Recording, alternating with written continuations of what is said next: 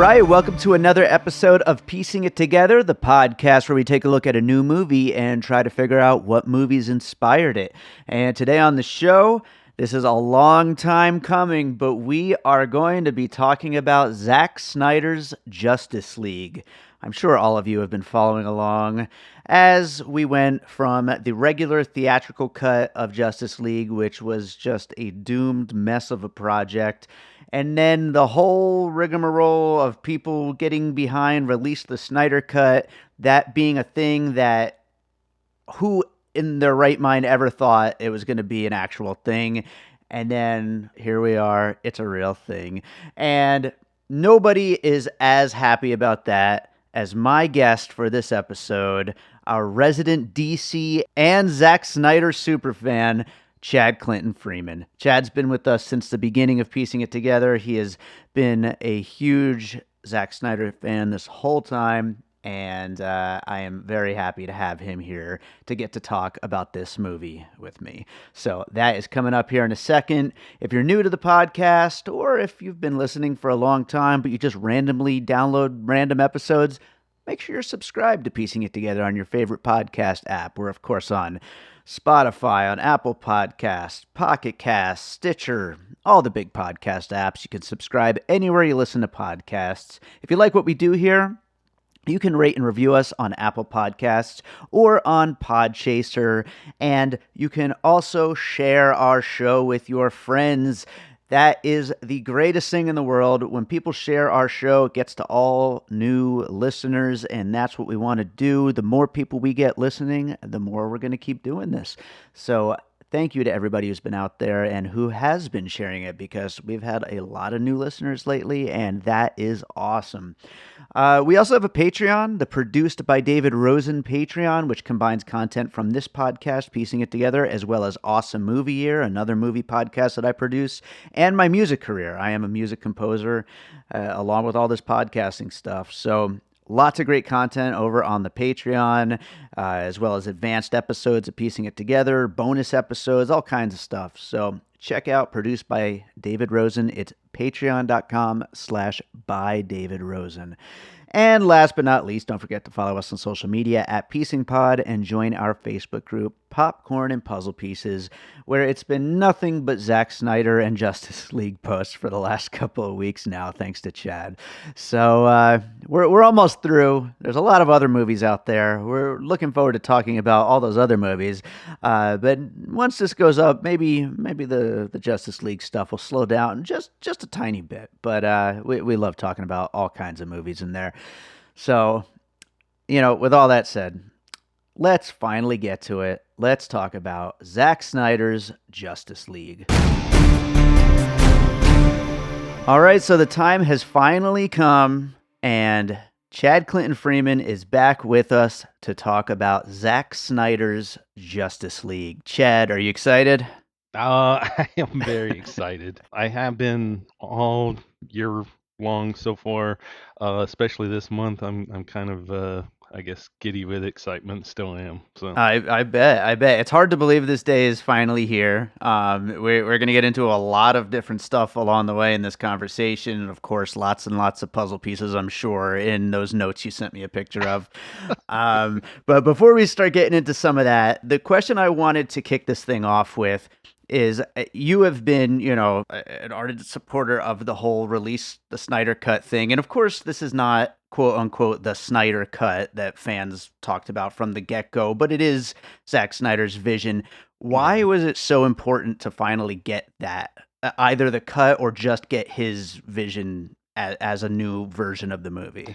well, I mean, as far as why was it important is one, he started this back with Man of Steel, Mm, really kicked off the whole current DC universe, and Justice League, the way it existed with Josh Whedon and what he did, for me it was sufficient to close that whole trilogy, the Man of Steel. mm, But for him, I think being able to actually have that closure, I think it was part of what was really important. Also, you knew it was going to be better. Sure, yeah. um, so I mean, really, I think a lot of fans of Snyder, we feel connected in some ways. I think anytime there's an artist that somebody connects with, the Yeah, the fans do connect really really strong with them, and so you feel that need for that closure for him, yeah, yeah. and at the same time, it's just going to be a lot of fun. So just a lot goes along with that. I think the the story of what we get and what Justice League is about, it fits in really well also with the reality of what's gone on with Sure. basically his daughter, committing suicide. So Hmm. he's got that loss and he's grieving. There's a lot of uh, survivor's guilt in the movie. That's a Yeah. lot of what is going on. Family's important with the movie, um, and overcoming things to do, what basically you're sent here to do and to share your gifts. And really, I mean, that Hmm. whole is a lot of what the movie's about. So I mean, it's just a very very satisfying thing. I just Yeah. knew it was going to be satisfying, and it's redemption for him as a director. Uh, and I mean, in a lot of ways, a lot of people are now looking back at him as his career, and I think even though to me this isn't his best movie, it's winning a lot of fans that weren't fans Sure. as Yeah. well. So it's just a lot of things as far as why we wanted it, because we knew it was going to rule. But Right. that's the Yeah. main thing. But there's a lot of satisfying things that came with that. Before we get into puzzle pieces, one more follow-up question. You kind of touched on it a little bit in that answer right there, and I know these two things are very, very much linked together. But do you think the bulk of this groundswell of fan support is DC, Superman, Justice League fans, or is it Zack Snyder specifically fans that have like really rallied around this? Because obviously it's a certain subsection of nerd fandom culture altogether. But would you say it's more so on the DC side or the Zack Snyder side? I would say that there is a lot of DC fans that have become Zack Snyder fans, but Hmm. I would also say that there are a lot of Zack Snyder fans. Well, for me, example, I wasn't a huge DC fan. I've always been Hmm. a Superman fan. Of course, Right. we did, Superman the movie episode. Yeah. It's the first movie I ever saw as a kid in a movie theater. So Superman was always a big thing for me. I'd kind of forgotten about Superman until Zack Snyder got back onto the Superman train, Yeah. and Man of Steel didn't even win me over because it's not really a Zack Snyder movie 100%, I feel. Hmm. It wasn't until Batman v Superman that I became like remembering how big of a Superman fan I was, Right. and I became this like DC nerd. Because of Zack Snyder, I've gotten into graphic novels. I've gotten into the animated movies. I blame him for me becoming a collector of steel books and Funko Pops and all of these Sure. things. I'm a huge Superman nerd now.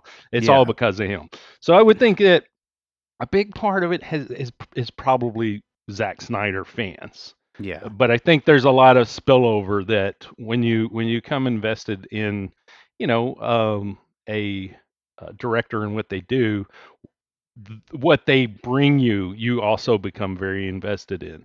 Sure. As far as 300, I instantly became, a big fan of the graphic novel. I became a big fan of the history of the Spartans and everything as well. Sure. So Yeah. Yeah. That's all part of it as well. Well, I think we should get into some puzzle pieces because I know you got a lot, and my list is an absolute mess. But we'll figure it out along the way. What do you got for your first pieces here? yeah, so I do have 9.5 pages. This is the most Oh my god. amount of notes I've ever had for an Well, for a episode. 4-hour movie, I guess it makes sense. So. So when we did the Wonder Woman 1984 episode, first time I had a song as a puzzle piece, Okay. and it was Michael Jackson's song, which Yeah. Michael Jackson is another artist that I connect with so greatly.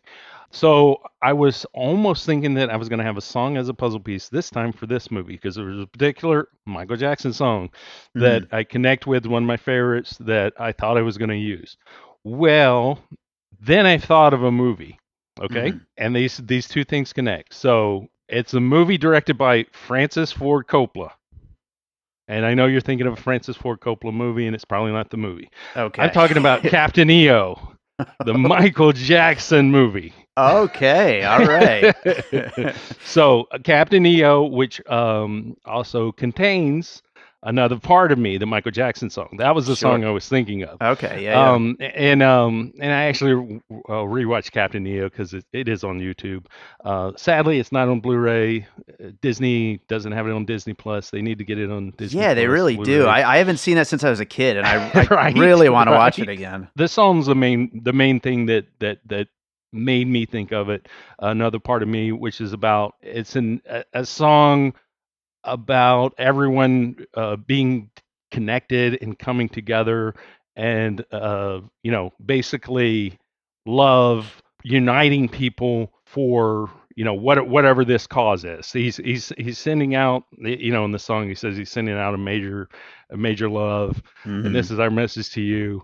Anyway, in the movie though, it's Michael's character, Captain EO. He's the captain of this ship of uh, basically a group of misfits in a way, and they are on this mission to go to talk to the queen of some planet, and Michael Jackson, starts singing and dancing, and he Yeah. makes everything wonderful. But anyway, it's really a silly piece. The connection there is mostly just that song, and it's Michael Jackson though, so I just had to have it in here.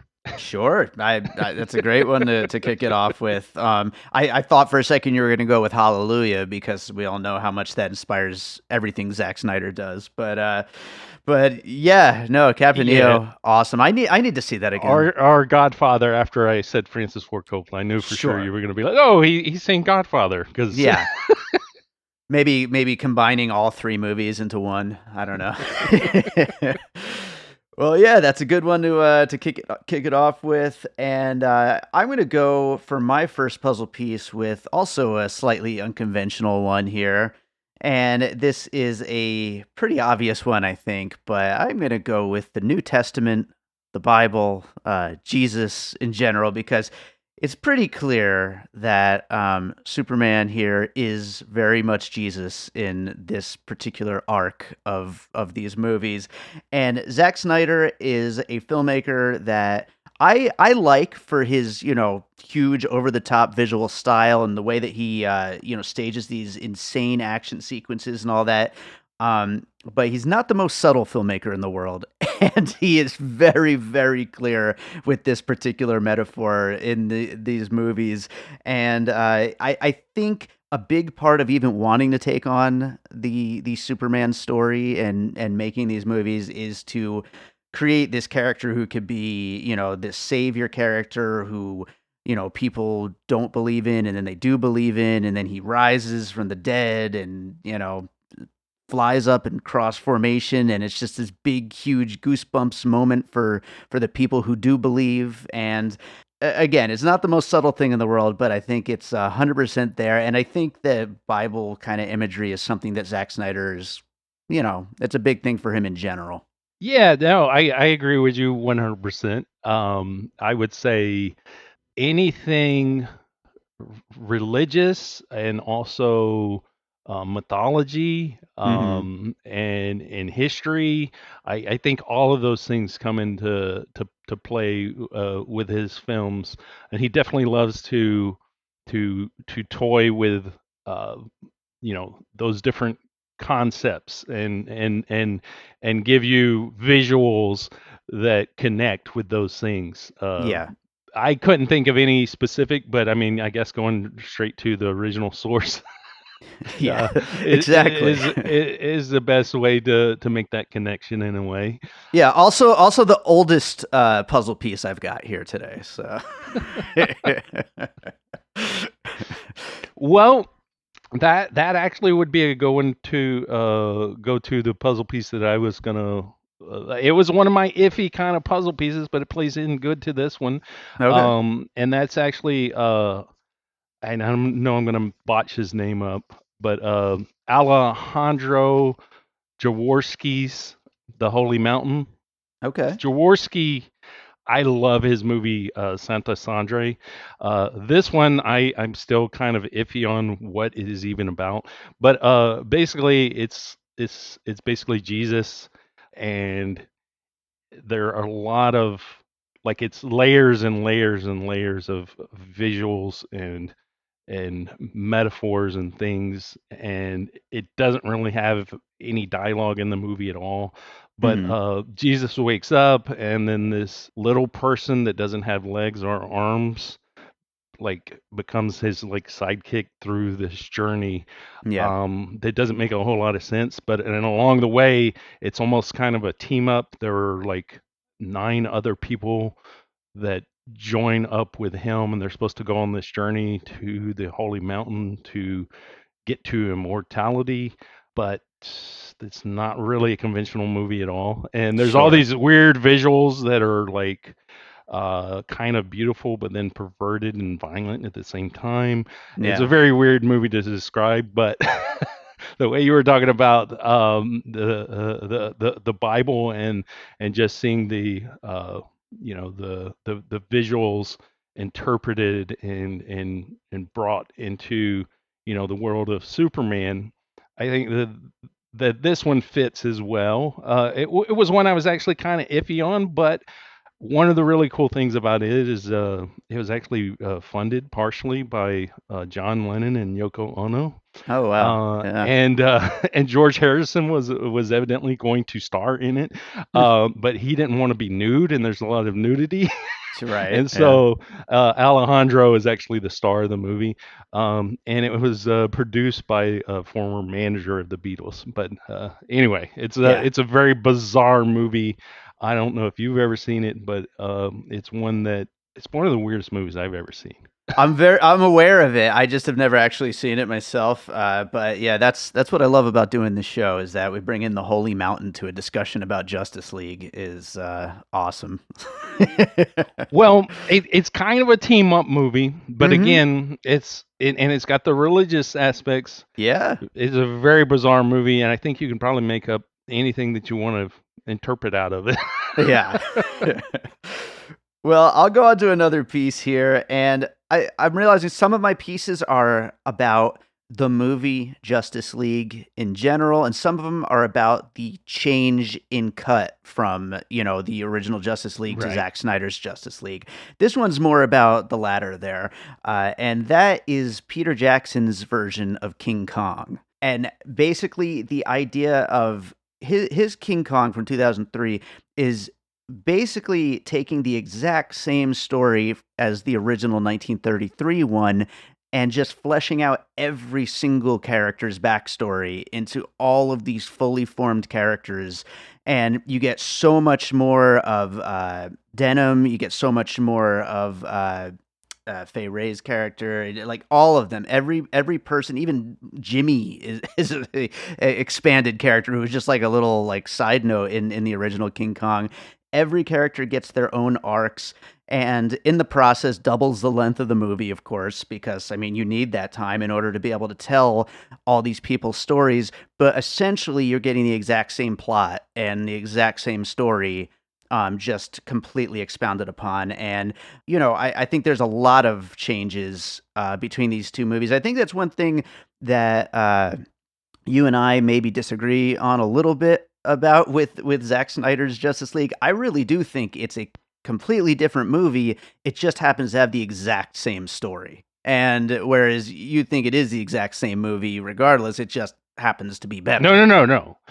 Justice League, I'm totally on board. It's a totally different movie. Okay, you are. It's Batman v Superman, the theatrical cut, and the extended cut, I feel, are the same movie. People like to Okay. argue that those are different movies, and I say no, it's the same movie, same. No, no, no. With this, totally different. I think in seeing this cut versus the other cut, Hmm. everything that Ray Fisher has been gaslit on the Sure. past several years of him, people saying, "Oh no, Joss Whedon's not racist," and "Oh no, you weren't bullied," and things were not bad during this movie. I think that this completely shows Josh Whedon's racism and his sexism.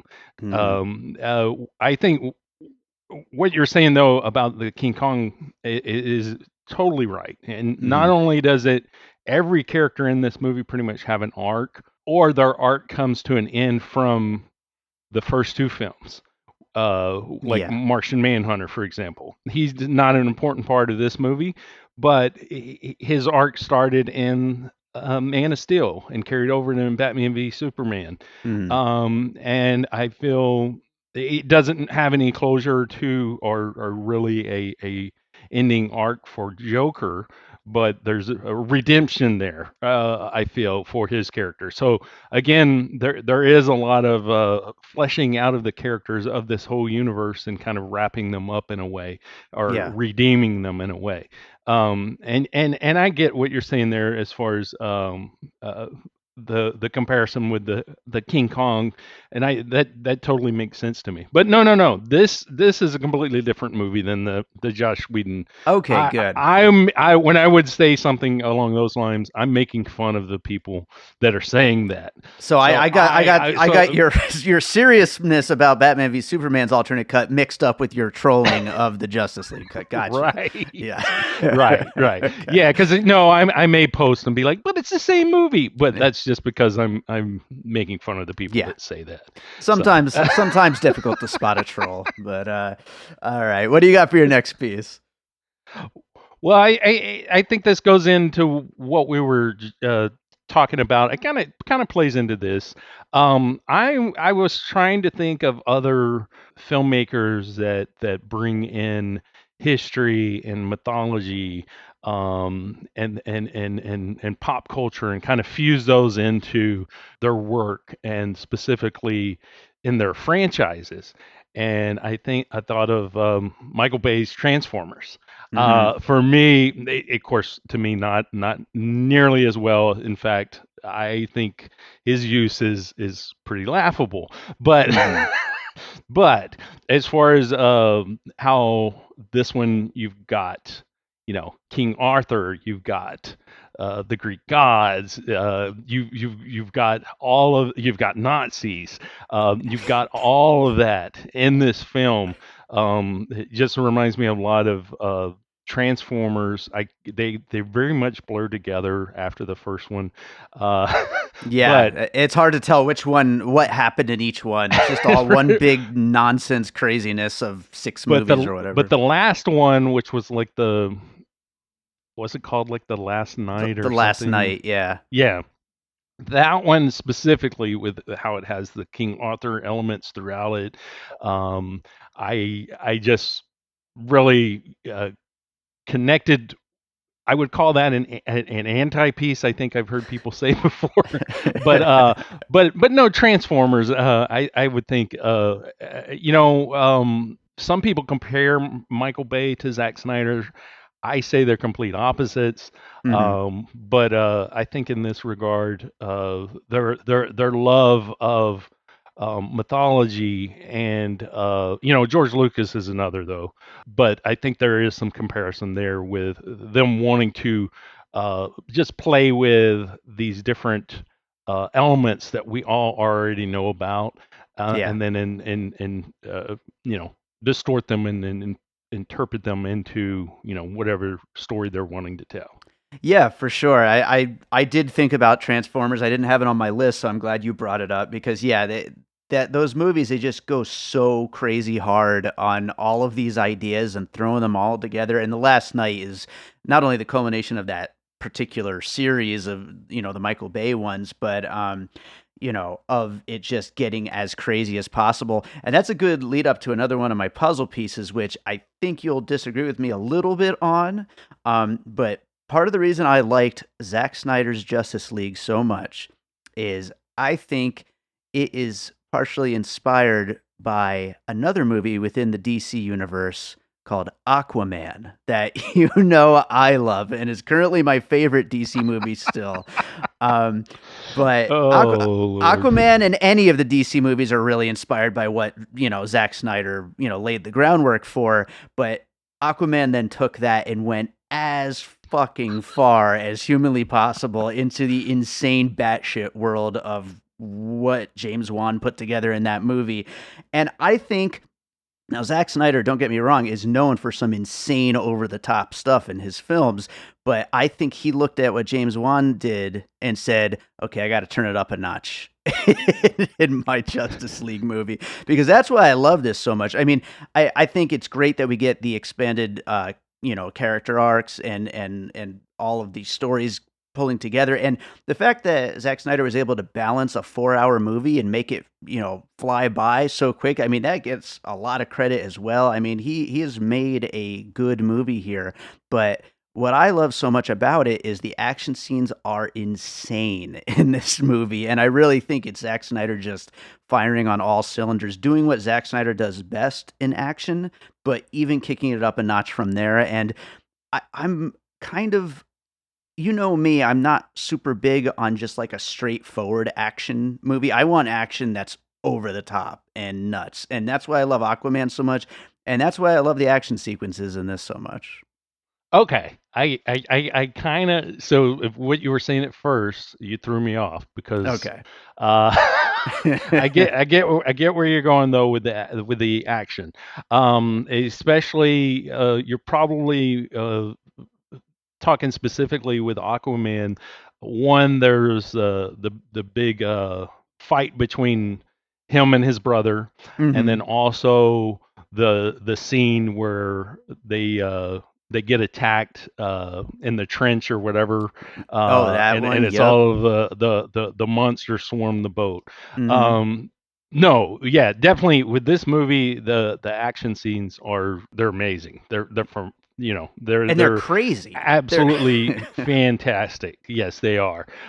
If you hate Zack Snyder's slow motion, which I know a lot of people do, Mhm. then maybe this one expands that enough though that they can actually see where that slow motion fits, and maybe people can still appreciate it. I don't know, but yeah, there's definitely because you basically get the same action sequences from Justice League. The only one that is almost the same would be when Superman is fighting the Justice League. That one's still expanded a little bit more. But the one where they take on Steppenwolf for the first time, Yeah. that scene is just it's expanded so much and is just it is crazily great. Oh, And yeah. then also that final battle as well, with of course decapitation, which finally we get Zack Snyder back to decapitating somebody. Yeah. And that was one of the first art like reveals that Zack did long ago. And Mhm. we after the Justice League movie came out, everybody was like, "Wait, where was Wonder Woman decapitating Steppenwolf? That didn't Sure, happen." yeah. Yeah, no, that I get now, I guess, your love of Aquaman, because I always thought it was just the corny and hamminess of it, which I cannot stand. The Yeah. direction of it is very, I feel, corny. But again, a lot of that is that personality of Aquaman, because Sure. there's some of that still in this version of Justice League, like when he does the little surf on top of the parademon, and Yeah. then when he gets to the bottom, there's this little hair twirl or hair flip, and it's like, Yeah, he's a no, goofy that's character.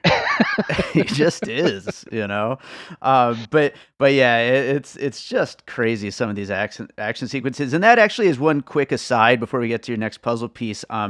Something during this whole Snyder cut thing, watching this movie and seeing so many more action beats, it really kind of confused me a little bit. And I'll have to like actually sit down and watch some of those. Like, I know there's like a HBO Max documentary, like a short documentary or something. And I'm curious as to how much of this was shot? How much of it is just all in the effects version, or like what exactly happened? Because I don't see how there could be that much more action shots. It would seem like that's the most expensive stuff to do. It would seem like they need more than $70 million to make all these new action beats. Well, I mean, so that's the thing, is that I think a lot of it was completed as far as how it was shot. It was just that, again, there are some things of where does the effect come in, and Yeah, what was actually.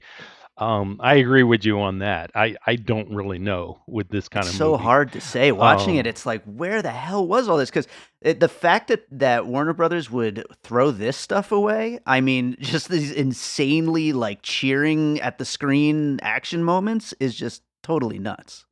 well, you got to remember that all they were thinking was 2 hours deadline. That's Yeah, all they cared about. right. That 2 hours deadline. They wanted that movie released that year, no matter what. Yeah. So, and again, that just brings up a good point, though, because I was saying, we're going to jump over to Wonder Woman 1984 real quick, because I was Okay. saying they should have pushed that movie back. And everyone was like, no, they can't push it back. And I'm like, they should have pushed that movie back. Mhm. This is a perfect example of Justice League should have been pushed back. It should have been pushed back at least a year. When things happen like family emergencies, things happen like pandemics. It's Mhm. okay to push movies back. It is Yeah. okay. Now, this BS of studios having to release it, it's all because the executives are getting bonuses that if that gets pushed back, they're not going to get that money in their bank. That's all it is. That's why Wonder Woman was released on December 25th, just before the new year, conveniently. Yeah. Why? Because that money in the bank had to happen within that year. There's a Mhm. timeline and there's a time frame, and that's part of the BS.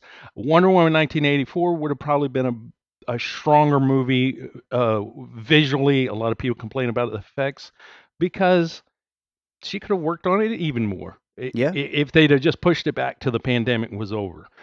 But anyway, we probably would have got a good Justice League movie. We would have got a better and also at a theater version of 1984. But Yeah. anyway, I'll stop on that rant. Well, what do you got for your next piece? I'm gonna go with one of my favorites, and that's Frankenstein. Mhm. First off, you've got Cyborg. Obviously, is a big Frankenstein inspired character from the get go, Yeah. and you know his name's Victor, so can't be more obvious there. You've got the quote that he says to his dad about a lot about monsters, don't you? Especially how to create them. And then you've got Cyborg and the Flash digging up Superman. So you've got the whole gravedigger scene there. Mhm. Um, Frankenstein, one of my favorites. Again, it's just one of those pop cultural references. Of course, it's embedded into that character, but I think, and specifically having him say that line to his father, and also having him be one of the ones digging up Superman, really brings in that reference and that influence.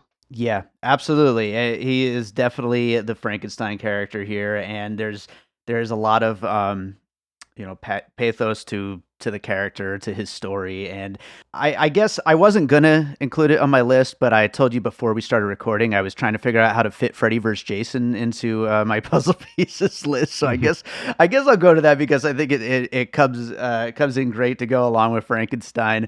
And of course the reason why is because in Freddy vs. Jason, and this is absolutely ridiculous, but the teenagers, they want to use Jason to fight Freddy. Basically, they need him to fight Freddy, and while they don't bring him back to life like we do Superman, he is this completely unpredictable, and they can't control him, just totally uncontrollable character once he is brought back to life. Whereas in Freddy vs. Jason, it is Jason who is completely unpredictable and uncontrollable once he's brought back to life. And all their hopes are pinned on this guy, and he comes back and just starts tearing shit up. And so it is not necessarily the best plan, but it's the only plan.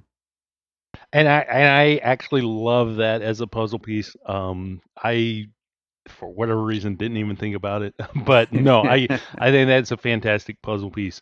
It was outside of the original, Frankenstein meets Hmm. movies that happened many years ago.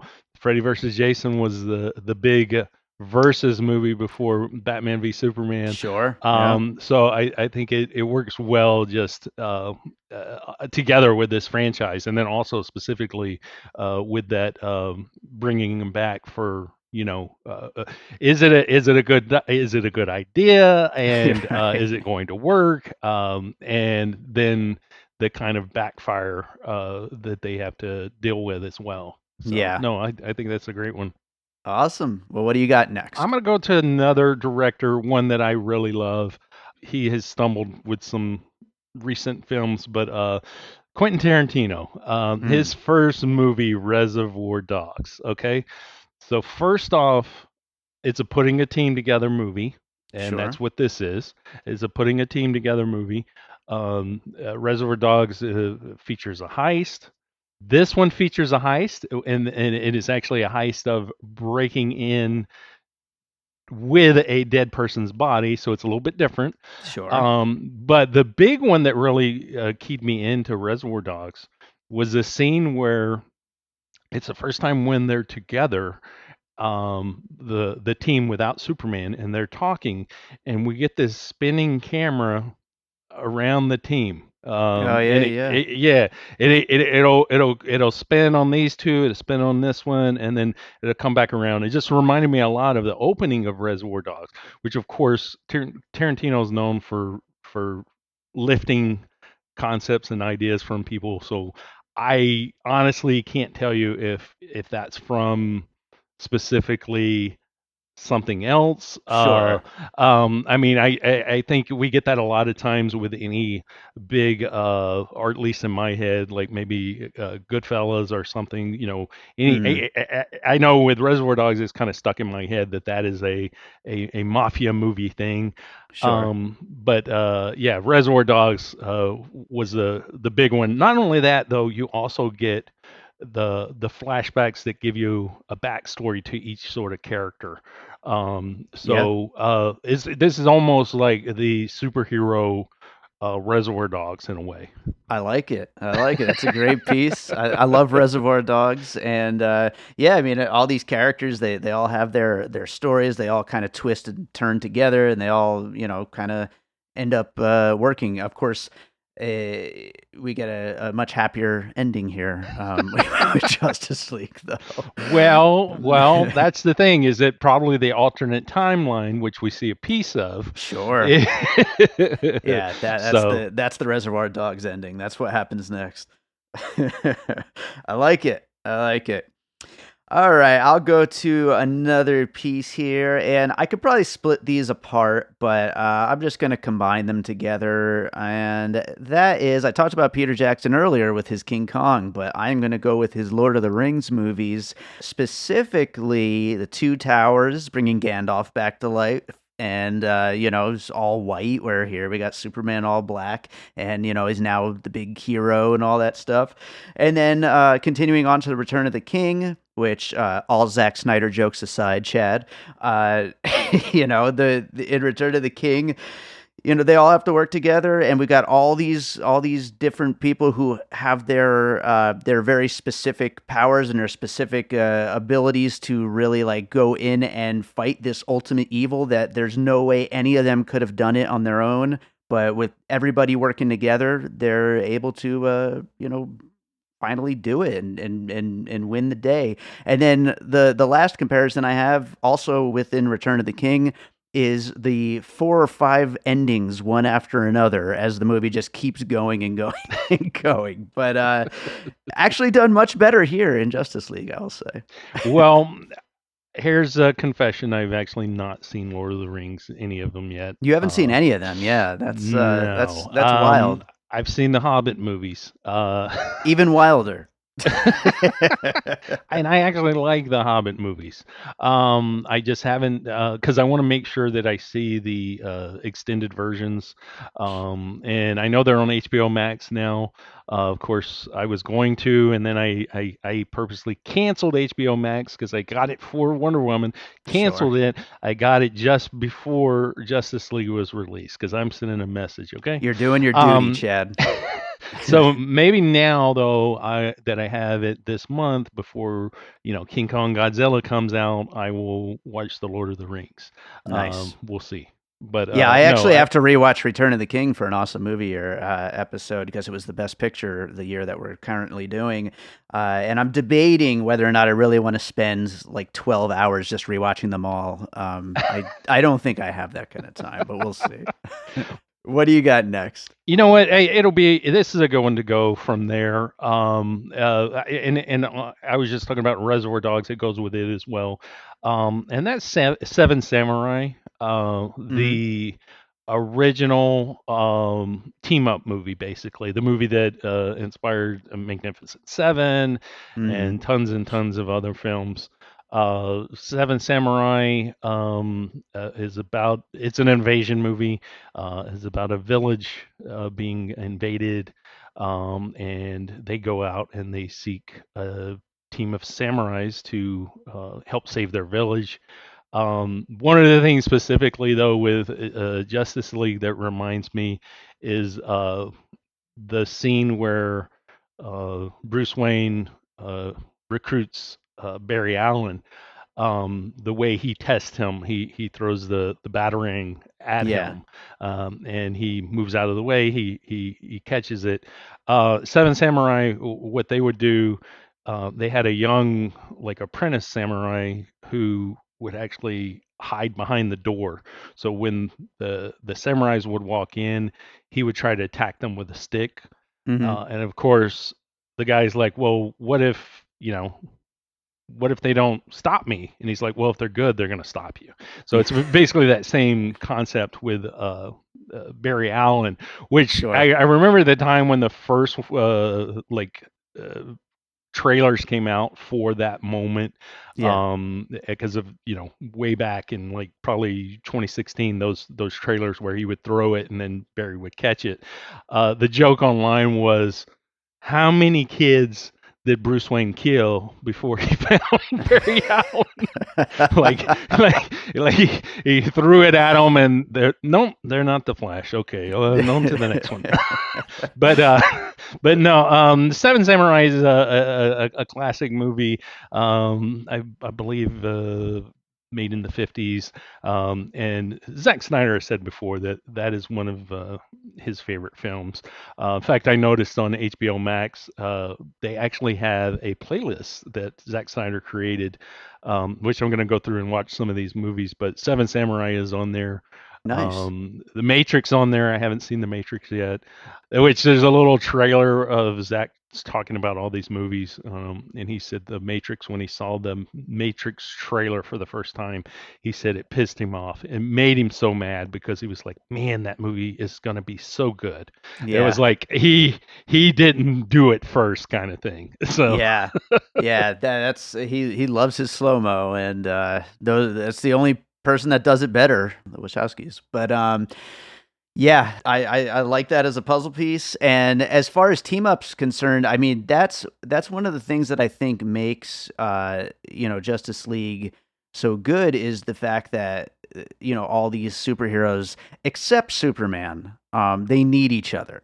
Superman is just completely invincible basically and just so crazy powerful. But that's why they got to keep him out of the movie for 3/4 of it. right. So Well, and that's the thing, is that when he shows up and he is just beating the crap out of Steppenwolf, that yeah. that is just amazing. And then Hmm. I love though that that for a moment, Aquaman and Wonder Woman are like kind of just taking it in of him beating his Yeah, ass, and then they get in on it.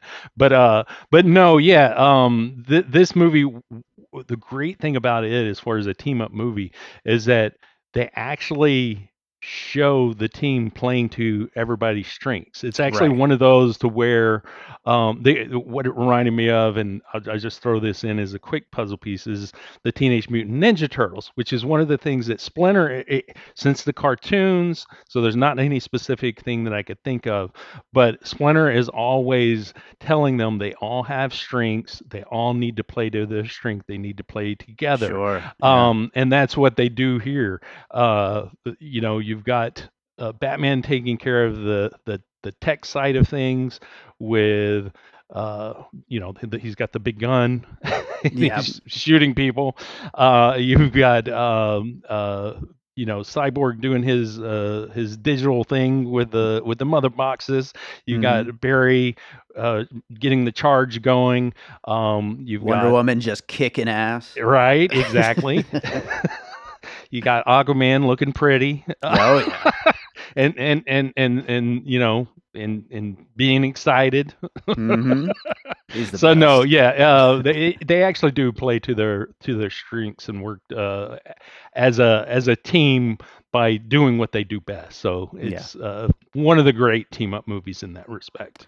Well, that is a good setup for my next set of pieces here. I'm going to start some nerd wars here, but the next puzzle pieces is, of course, the Avengers movies from Marvel. And, of course, some directed by Joss Whedon. But really going through the entire, Avengers series of the main Avengers movies, straight through Endgame. You've got so many little bits and pieces of similar things happening within this movie, but I would say the important thing is that this, like you were just saying, really plays to the strengths of each of those members instead of just being an excuse to get them all on screen. Is seems to be like kind of the general idea of the Avengers movies. But to some very specific comparisons, though, of course, the mother boxes are basically Infinity Stones. It's kind of the same concept. That's all from the comics, though, I'm sure. Infinity War ending on a big cliffhanger, which of course Justice League does, but at the same time, it ends on, oh, they solve that cliffhanger and save the day after all, but then there's still a cliffhanger. So it's kind of like a mix of both ending on that Infinity War cliffhanger and solving that with an Endgame. So there's a lot going on between, it's a 4-hour movie. Of course, there's a lot going on. One other thing is in Endgame, they basically are beaten, but they have to kind of devise this whole plan to go back in time to be able to get that second chance at winning, which of course Barry Allen is able to run backwards so fast, or however exactly it works, to be able to go back in time and give them that second chance at beating Steppenwolf. So there's lots of little things, little touches that feel like they are similar to things that happen within the Avengers. But again, that all comes back to this being this huge, over the top superhero story with these larger than life heroes battling these intergalactic alien monster forces. And so a lot of it kind of draws from the same similar kind of inspiration as each other, basically. Yeah, no, exactly. I totally feel you there. And just so you know, Darkseid evidently, and I'm not a big comic guy, but Darkseid predates Thanos by Okay. like 3 to 4 years. So, Well, that's okay because I hadn't heard of either of them until these movies. So, yeah. So I mean, that's the thing, is that I still I've never been big into comics. Even as a kid, when I loved Superman, my love of Superman was George Reeves with the old black and white TV show, and Christopher Reeve. I honestly hadn't got into the animated side or the graphic novel side until you know, uh, basically I fell in love with uh, Zack Snyder's Batman v Superman. Mm, I'm just now kind of getting. I've kind of gone backwards in a way of getting more geekier and more nerdy into that stuff. yeah. Like for example, I didn't know who Ryan Cho was whenever that character. I knew that was somebody, Right. and then when they said his name, I'm like, who is that? So anyway, that's the Atom, and evidently Zack Snyder had actually pitched to Warner Brothers a feature film for the Atom, and that of course got shot down. But Sure.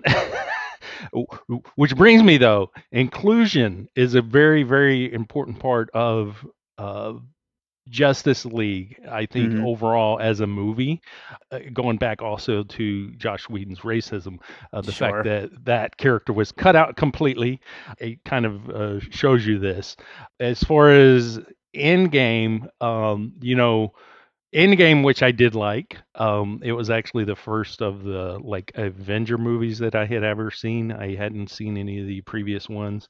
Yeah. Endgame was definitely the strength of it was with Thanos and him being a likable villain. I would say here we get a villain that isn't necessarily likable, but I think at the same time, you understand because in Sure. many ways he is working sort of in the same realm as everybody else. Because if you think about it, and here's the thing, I didn't know this, but Darkseid is his uncle, so that is family. So the Mm, family is a big piece of this movie, and loyalty is also another big piece. And so he's just trying to please his family, and he's trying to do what is right, uh, coming from, where he's come from, basically yeah. his family. And that's basically the same thing. That's the whole thing that Superman has always been just trying to do right by, you know, his real dad and his adopted dad. And Batman is always trying to do right by his parents. And then you've even got the tag on of him trying to do right by his son that he adopted, which Joker has killed. Mm, So I mean, there's a lot of layers as far as family, and then I think Steppenwolf is paralleling that in many ways. So yeah. Yeah. as far as having a villain, he's not as likable as Thanos, but he's definitely, I think, relatable. And I think Yeah. that he's almost it's almost that same thing of him being on the same page of he's just doing what they're doing, but it's just in a different way, which I think Sure. that's how all great villains are. So I think Steppenwolf is a really cool and nasty looking villain. He's very slick. Especially in Uh, this version. yes. Yeah. And I will say, just as a quick aside, I mean, obviously this movie, it's not perfect by any means, even though I did love it. But I think, definitely one of the problems this whole DC universe has is, a villain problem. But that dates back to the comic books. I just don't think that they're as interesting, these alien type monster characters. And I don't know. I would have liked to have seen in a better timeline where Zack Snyder got to actually develop all this stuff. I'd have liked to have seen like a kind of in between on the way towards Darkseid and all that. Maybe some kind of human villain, or something more. Maybe some more with Lex Luthor. Along the way. Just not just jumping right to, oh, the most powerful being in the entire universe is who we're fighting in the third movie already. I got you. Yeah. That's, I think, a lot of the complaints of people who wanted a Man of Steel 2. People still kind of wanted the Superman to save the cat from the tree type deal. Yeah, I go a little step above a cat, but yeah, I'm with those people. Um, all right, what do you got for your next piece? Well, what I was talking about as far as family and whatnot, this plays into that really well. I'll go with a TV series, and that's Dexter. Hmm. Dexter, what makes him as a character is, his adopted father's code that he has instilled in him, much like this code that Jonathan Kent has instilled into Superman, this morality, and then also at the same time, the death of Dexter's mother is one of the things that plays a big part of him, and that's very much, uh, a big part of Batman. There's this loyalty also to family, and Dexter is his sister, and it's this balance of those three things that kind of keeps him grounded, even though he still is, a psychopath that goes around killing people. But Yeah. he's able to stay grounded by this code that his father gave him, and then also this love and loyalty to his sister of, I'm going to do right because it's the right thing to do. I think in many ways that's throughout a lot of uh, the DC movies, specifically with, I think it's grounded in DC really, with the way Batman is and the way Superman is. And I think Hmm. in many ways, I think Dexter kind of took that and turned that into a more grounded person. And he's very much a superhero, but a villain in one.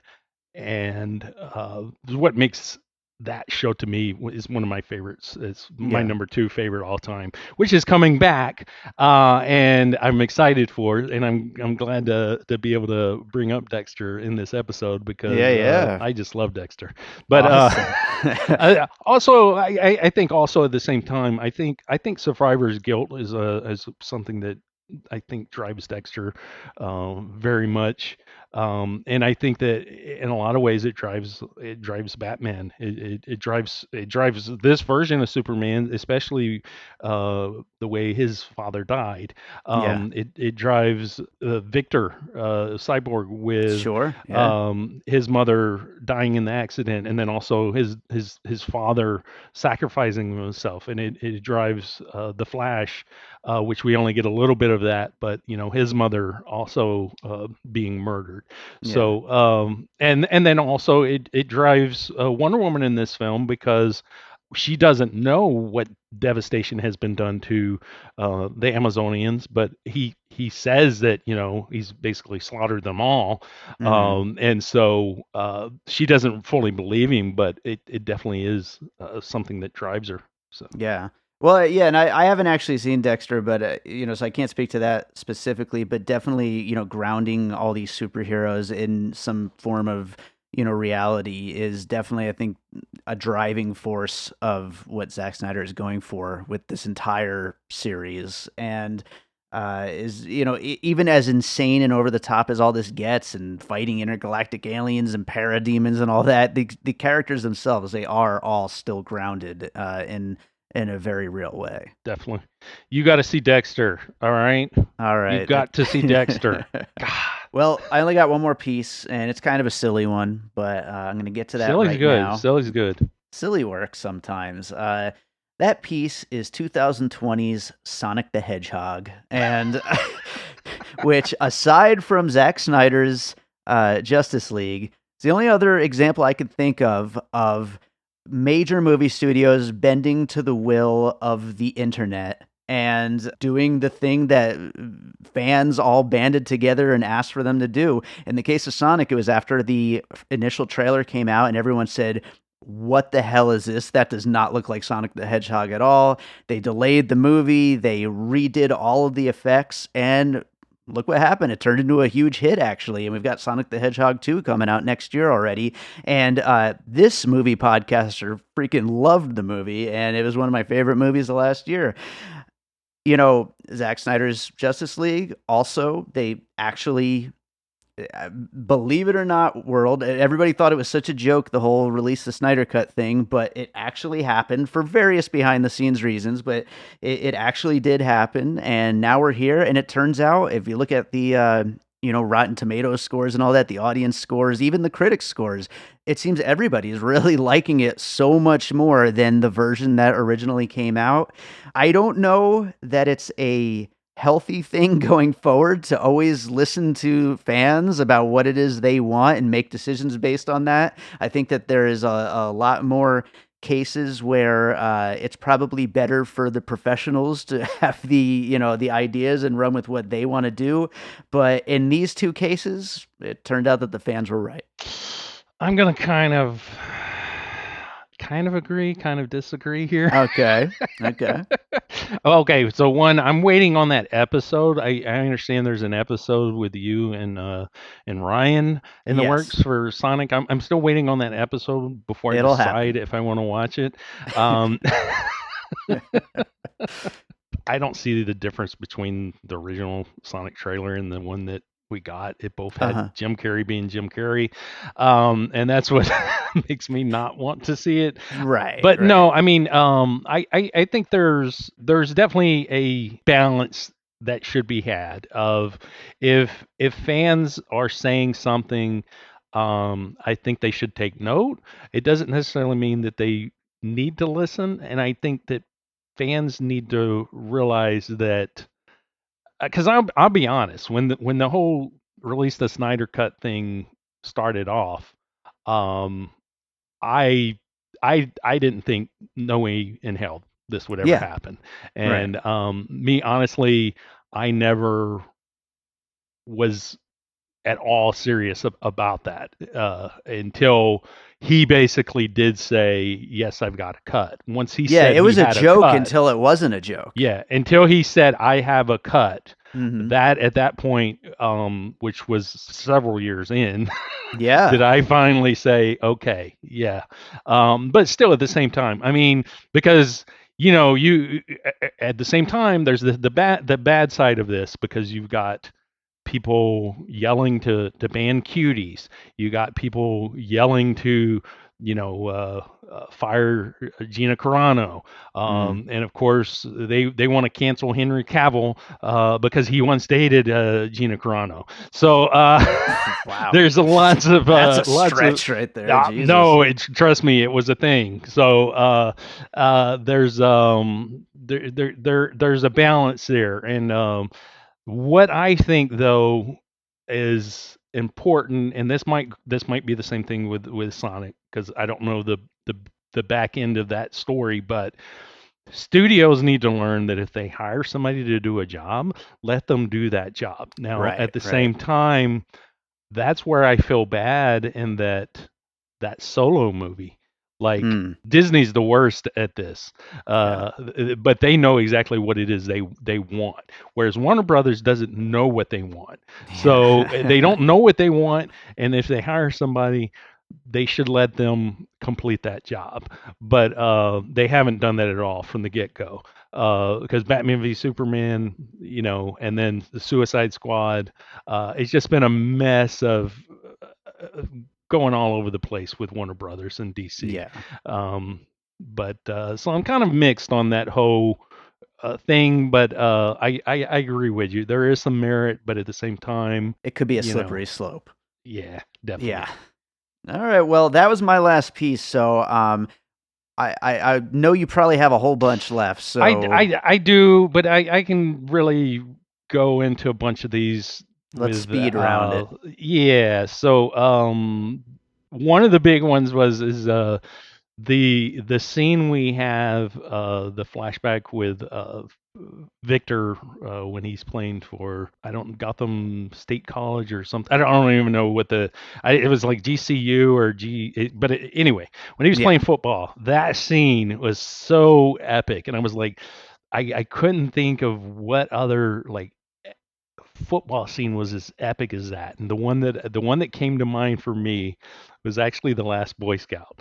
Uh, The Last Boy Scout. I remember that scene in the theater because I had no idea that was coming. But The Last Boy Scout, Shane Black written movie, Yeah. uh, Tony Scott directed. It's such Classic. an epic movie, and that scene is just so epic. And I went back and rewatched that scene. It's pouring rain, which in this one we've got snow. Mm, And you've got the slow mo. Of course, he's not cyborg yet, so he doesn't pull out a gun and shoot people like in Last Boy Scout. But sure. Sure. anyway, as far as football scenes, Last Boy Scout's the most epic one, and this one just reminded me of that. Awesome. So I was gonna say Star Wars, and I'll point to specifics. I think the Star Wars franchise in general, but I think Star Wars specifically, A New Hope. Batman is very much Luke Skywalker. You've got the scene early on when they go to fight Steppenwolf for the first time, and they all fly across the bridge. He shoots the gun and does the swing like Luke Skywalker. Mm, Then at the end, he's in his whatever flying machine, and he's the one that takes down the dome by shooting it, a lot like Luke Skywalker at the yeah, end of Star sure. Wars. So very much Batman is the Luke Skywalker of this movie. Yeah, Terminator 2, I think, is a big influence here. I think Terminator 2 is a big influence, probably Star Wars as well with Snyder in general. Especially the opening of Terminator 2, where everything, has gone to hell on Earth. It's machines and there's all of these bones. There's a moment in Man of Steel that's very much like that. sure. And just in general, the look of Steppenwolf, the look of the parademons, to me, it all just screams Terminator 2. Another big movie I had down was Raiders of the Lost Ark, specifically any of the stuff with the Diana when she goes to the ruins, and then she goes, and puts the arrow into the wall, and it opens up the secret room. Not only that, but when we have the Amazonians, and she's got the mother box, and she slides underneath the closing door, all very Raiders of the Lost Ark. Of course, these are Sure. huge, epic All of adventure them. movies of our lifetime. Yeah, Yeah. exactly.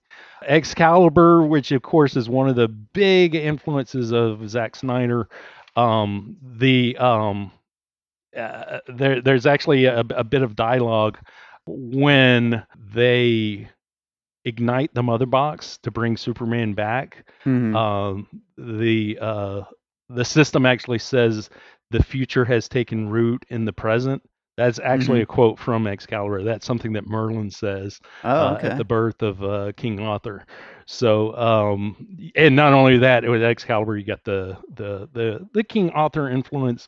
Well, at least it's assumed that he's one of those humans that we see in the battle that also buries the mother box, and then also the big round table bit with Justice League. I think King Sure. Arthur is a big influence anyway. I think with Justice League in general, as far as going back to comics, but Excalibur is a huge influence on Snyder, Definitely. and I would love to see a Zack Snyder King Arthur movie. How much different would it be than a Guy Ritchie King Arthur movie? It would be less dialogue, more action, but it'd be great. It'd be another great King Arthur movie. I'm sure. Again, I don't know the comics, but what I did to get ready for this film, I actually rewatched all 9 of the DC movies, Uh-huh. including Joker, which everyone's like, Joker's not canon. Well, this movie's not canon. You're Zack right. Snyder's already said this movie is not canon. Yeah, we've So already just established that Warner Brothers doesn't know what they're doing. you're So, I right. mean, there's no canon. So Joker is in the DC ranking. And anyway, I rewatched all of them. I rewatched those, and I watched 8 of the DC animated movies. I got a Superman box set for Christmas, and I'd seen some of them, some of them I hadn't, so I rewatched. And in doing so, I got some animated puzzle pieces that I can mention here. Okay. I've got You're going to get me some nerd cred here with this, yeah. Chad. So, thank you. So Superman Doomsday, which was one of them, and in it, Superman basically is brought back to life. He sports the black suit. the black suit helps him absorb our son's rays and helps him heal. Of course, they don't go Mm, into that, but that's one of the things. It's not only that; it's what his uh, father and people on his planet wore. So in a way, right. you've got this animated Superman Doomsday, and then also that's kind of a nod in many ways to the original Superman movie as well. Sure. Um, and Superman Batman Apocalypse, which has Darkseid in it. And not specifically with that set though, but you had the Flashpoint film that I'd seen a little while back too, which actually features Barry going back in time and he screws things up, which we're going to get more of that with his movie, which is Sure. actually going to happen, which is exciting. But to get a little bit of piece of that, I think really helped to set up his solo movie.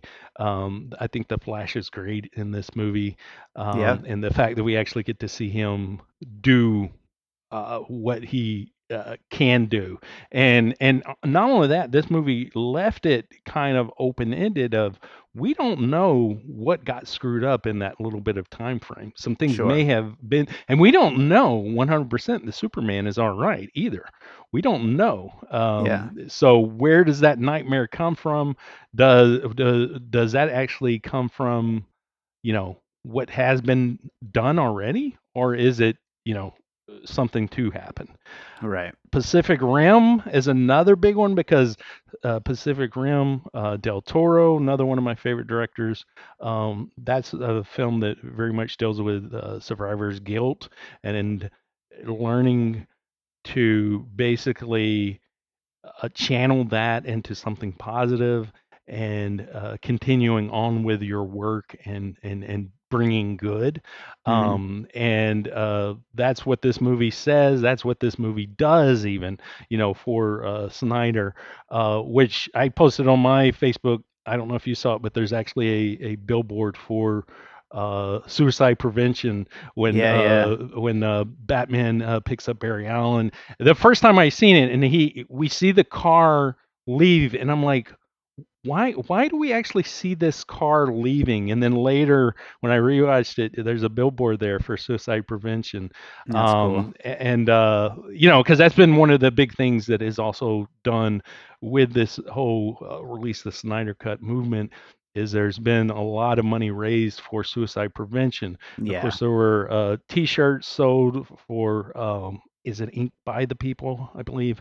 And I got my hat from there. I've got a hoodie on the way.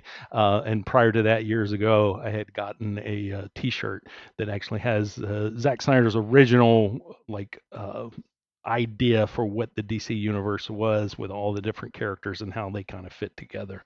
Nice. Um, and I'm just kind of rambling. Oh, Martian Manhunter, Man of Tomorrow animated film, also Martian Manhunter. He's in the Supergirl series. He's a great character, Martian Manhunter, and the fact that he was there before our eyes with Man of Steel and Batman v Superman, and none of us realized it until basically Zack Snyder said, "Yeah, that's Martian Manhunter." I mean, going back and rewatching both of those films, it's so obvious to me that that's Martian Manhunter. But I really love that he gets, his, he's just basically tacked on here. But Yeah. it's great. That's one of those things for fans that's just like so satisfying. I'll have to take your word for it on the Martian Manhunter stuff because I had no clue who that was. But I'm glad the fans got a little something that they like to see. I just want to jump back really quickly to one of the pieces that you mentioned in that little speed rounds. Terminator 2, of course. Hmm. Also, Silas Stone, Miles Dyson, Joe Morton, same actor. Oh, yes, Playing a yes. lab technician dealing with futuristic alien, technology, well, robot technology, I guess, in Terminator. But yeah, very very I similar. bet you that's some meta casting right there. I Oh bet yeah, you. definitely, it has to be, has to Yeah. be. No, that's awesome. Oh, one other thing that I also watched beforehand, because in getting ready for this, I was like, what are some of the black superhero movies that I'd never watched. Of course, this one was supposed to come out. Justice League did come out before Black Panther, Mhm. but it didn't do justice to Cyborg like this one does. This one Sure. really gives Cyborg his due. Um, the Shaquille O'Neal movie from 1997, still, I'd never seen it, so I made Uh-huh. sure to go back and rewatch it. It's a silly movie, but it's a fun movie. It doesn't deserve the trash talking that people, because I mean, at that time we didn't have any like great superhero movies since Superman. I mean, but Yeah. Spawn and Still came out the same year. It's weird though that 97 we had those two movies, big movies featuring black superheroes, and then it kind of like died off. I mean, we did have Hancock, we did have Blade, but for whatever reason, Marvel never, jumped on Black Panther. Like they waited so long to do that. Yeah. But so anyway, Still and A Bar, which is a 1977 movie, which is sometimes dubbed the first Black Superman, which A Bar is actually a great movie. It's a very low budget exploitation movie about this doctor who moves into this white neighborhood and he faces all this racism, and there's this black activist he becomes friends with, and then he ends up doing tests and gives him basically the ability to be super strong, to have mental abilities to make people do things, and then also like he can take bullets or whatever. But Huh. it's an interesting movie because there's a lot of probably used without permission Martin Luther King speeches and stuff that are actual like clips of Martin Luther King. It's like I was very surprised because I hadn't really heard of this movie. It's 77, but it was actually a very good movie for the time and everything. I'm just kind of blown away by it. But Well, I also just wanted to mention though, before Black Panther, we did have Blank Man in '94, Meteor sure. Man in '93. Of course, that's the thing is that the only black superhero movies were kind of like jokes, and then Hancock kind of was kind of because it's a kind of a comedy superhero kind of movie, but those all predated Black Panther, which this would have predated Black Panther, but Yeah. here it is years later. Right on. Yeah, it's an interesting history of those movies, and I mean, it just kind of goes to show Hollywood just not always making the best decisions. Really, is what it comes down to. But hopefully, we'll see more good stuff in the future. But I think I'm going to skip the finished puzzle. Obviously, we had a nice long conversation here with a lot of movies listed here. So, why don't we just get into some closing thoughts? Chad, is there anything that we kind of didn't get to that you wanted to talk about as far as this movie is concerned? Just I really like this movie. I did. I would call this movie a masterpiece. I do not like it as much as Batman v Superman. Of course, Batman v Superman is my all-time favorite movie. Yeah. And as far as ranking the Zack Snyder movies, this actually ranks fifth. Hmm. But that is fifth of five masterpieces. So, Nice. don't think that just because it's not my favorite DC or my favorite Zack Snyder that I didn't just love it. Yeah. Awesome. Awesome. I'm glad you loved it, and I'm glad I loved it too because as I like Zack Snyder. I'm not as big of a fan as you are, but I enjoy a lot of his work, and this is probably my second favorite after 300 of his films. And yeah, I'm glad I liked it as much as I did. My only like closing thought I wanted to mention is that this is a funny movie. Despite being so heavy and weighty and serious, it's also got a lot of great moments of humor in it.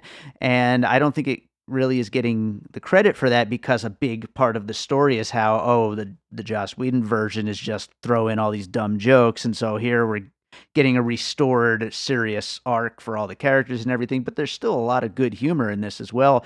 One really laugh out loud moment for me is when the police sketch artist shows the what did the witness see, and it's like a picture of a demon, like a drawn picture of a demon. I laughed out loud at that moment. It was freaking hilarious. And there's some really good laughs in this. And so, and I just think that the last thing I want to mention is I made plenty of jokes just like everybody else about the 4-hour runtime of this going into it, and it flies by. Oh And yeah, I'm definitely, so definitely. surprised by that. And that just kind of goes to show that this really is something special. And I, people are going to trash talk it all they want. It's kind of a monstrosity the way it all kind of came together. So it's to be expected. But yeah, I'm as glad as you that it turned out the way it did, and that for the most part, people are responding well to it.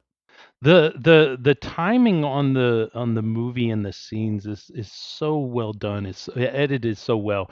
Mm, It's funny, but it's not corny and hammy. That was the thing.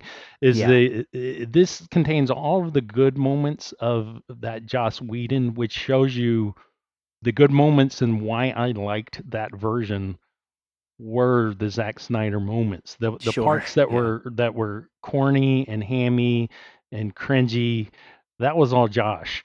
And That's not here. There is still the Flash. He is such a likable, lovable, fun character. sure. I can't wait for his film. I just wanted to say also though the voiceover for me for Silas at the end on the tape recorder Hmm. is so good, and it just basically speaks to what the film is about and how it came to be at the same time. Yeah, yeah. It's time you stand, fight to discover, heal, love, win. The time is now. That's how he ends it. I just really, really love that. A couple of other quick things is I actually I still need to go back to see this, but evidently 15 minutes in is Zack Snyder's cameo. He always is somewhere in his movies, some way, somehow. Evidently, when Lois goes into the when she's leaving the coffee shop, I you see thought a I glimpse saw of him. yeah, you see a glimpse of him. I I knew that was coming, and I still, for some reason, I didn't see it, and I've watched it twice now, and I was like, wait, I still didn't see it, but there's just so much to take in and with this Yeah, movie. But and then I was gonna go back and specifically look for that, and then I was like, eh. The other thing was Superman. When he this about 3 hours in, when him and Lois go back to Smallville. She gives him the plaid shirt to put on. Of course, the original Superman movie, before he leaves Smallville and actually goes off to become Superman, he basically has a talk with Martha, and it's very reminiscent of that scene with him and right. Lois, and then Martha comes in, and it's the three of them, and that part is just so sweet. And then right after that is when Batman, of course, is saying that you know something darker might be coming, which of course we don't fully get and we don't fully know. But again, maybe Superman isn't 100% Superman. Yeah. Again, going back to Superman the movie, the cop that Lois, goes and sees every day on their way, that's actually Jimmy Olsen from the original Superman and Supergirl Oh, that's a nice movie. Yeah, little yeah, Easter egg there. That's yeah. cool. Well, I think the last thing to bring up is, like you said earlier, you would have never believed in a million years that this would have ever even happened in the first place, the Snyder Cut or, some form of that actually happening. Do you think there's hmm any chance with the reception this has gotten, if the Flash movie does well, that we might see more of this universe?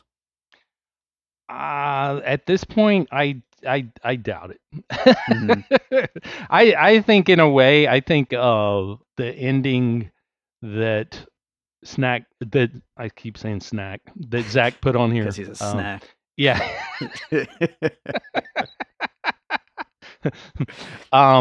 He attack. Wait, what's the meme thing? He a snack. I think that scene with Joker and Batman, and also the fact that Deathstroke is there, is kind of I feel like closure for Snyder, and that's him saying that it's almost like what could have been, but here I'm kind of finished. Yeah. That's kind of how I feel with it. I feel like it's a redemption of you know his vision, because we see Flash as we saw him in the Batman v Superman moment where he says Lois is the key, Yeah. and we get Joker who this is redemption for Jared Leto as Joker because so many people have thought that he's a joke, and now people are like, oh, look at him, I see him as Joker. And even it's a redemption for, I feel, Amber Heard. I mean, she's become a punching bag, and again, the reason why studios don't need to listen to everything that audiences says, Sure. Yeah. because I'm all on board Amber Heard as his character. But no, I kind of feel like that. I think Zach is kind of okay with wrapping this up and moving on, but Mhm. I think he would be open to coming back, and maybe we have him, actually produce like he was supposed to some other DC movies, but who knows? At Yeah. this point, I doubt it. But Never say never, Chad. money's the key to everything, That's right. and Warner Brothers doesn't know what they're doing, and who knows? We might all of a sudden get the Batman Deathstroke movie after this with Ben Affleck. No idea. Literally anything is possible. Warner Brothers has no idea, so how can we? That's right. Well, I think we did Zack Snyder's Justice League a little bit of justice Justice. here. Yes, that's right. So, Chad, do you have another movie you watched recently you'd like to recommend to our listeners? Pulling up my letterbox here. If anybody wants to follow me on there, it's Pollystaffle, POLLYSTAFFLE. Being economical here, getting the plug in with the recommendation. I like it. It's the movie Me You Madness, which there's kind of some echoes of Promising Young Woman in a way. It's more American Psycho meets Showgirls. It's a batshit crazy movie. Nice. It's Louise Linton. She wrote, stars, directed, which she's the one that played Deputy Winston in the Cabin Fever remake. Okay. But she's great in this. I mean, it's a very on the nose American Psycho. I mean, I believe the character even specifically states that in, because she does a lot of talking to the camera and stuff. She is a crazy person that likes to kill people, and she will set people up. So she sets this guy up who he thinks he is setting her up because she's this rich lady, lives in this mansion. So she's going to rent a room to him. He shows up. He's like, oh, this lady's rich. Oh, I'm going to rob her blind. And her intention is to kill him. And they fall in love. So, and then they get into a fight, and then there's like a weird like song and dance numbers. It's kind of La La Land meets Showgirls meets American Psycho. It's a very strange, but at the same time, I would say a masterpiece. But it's just some echoes of Promising Young Woman in Okay. some regards. Very cool. Well, I'm looking forward to checking that out. It sounds nuts, and I like nuts. Yeah, So, yeah. No, it's definitely great. Chad, I don't think my original plan for a super episode for this movie would have really worked because obviously you had a lot to say, and as our resident DC super fan and Zack Snyder super fan, I'm glad we were able to do this one with you. Thanks as always for being here, and I look forward to seeing what we end up covering next time. Well, this is definitely the condensed version. So maybe we'll do the Freeman cut someday here. I look forward to that.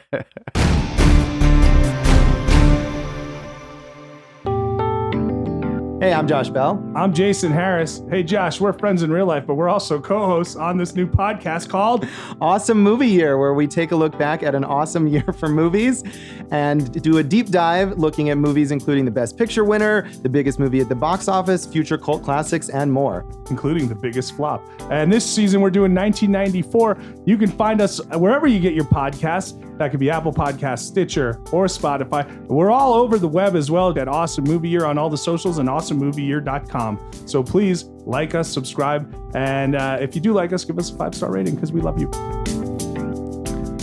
All right, so I hope you enjoyed that conversation about Zack Snyder's Justice League. I can't believe it finally happened. I'm excited. And yeah, as you heard in that conversation, I really enjoyed it. Chad was happy. I hope you guys all enjoyed our conversation. If you like what you hear on the show, we'd love to hear from you. You know, you could get in touch on social media at PiecingPod. Let me know if we missed any major puzzle pieces that you think we should have talked about. I mean, with Chad's list, it's kind of hard to have missed anything. But if there's something major, let us know. I actually thought after the conversation about including Army of Darkness as a puzzle piece, I bring up Evil Dead all the time on this damn show. But, you know, the whole post-apocalyptic ending, you know, it would have fit. But did we miss anything? Let me know. Get in touch at PiecingPod or join our Facebook group, Popcorn and Puzzle Pieces.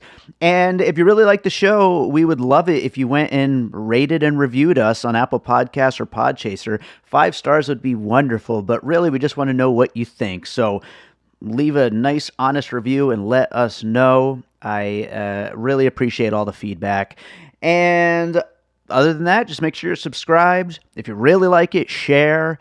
Don't forget about that Patreon I mentioned at the top of the show, produced by David Rosen. Lots of great content there. And the more subscribers we get, the more content we're going to make for it. So check out that Patreon. And with that said, let's close this thing out with a piece of music like I always do here on Piecing It Together. And this being a pretty major episode, I figured I would end it with a preview of a new track that will end up on my next album, which I'm not quite ready to announce when that's going to be or what the album is titled. I'm not even going to tell you the name of this track because it's not 100% done yet, although it's pretty close to finish this one. But yeah, I really enjoy this piece of music. I hope you enjoy it. It's one of the pieces I started while working on my last album, David Rosen, which is available now on Spotify, iTunes, all the digital music services.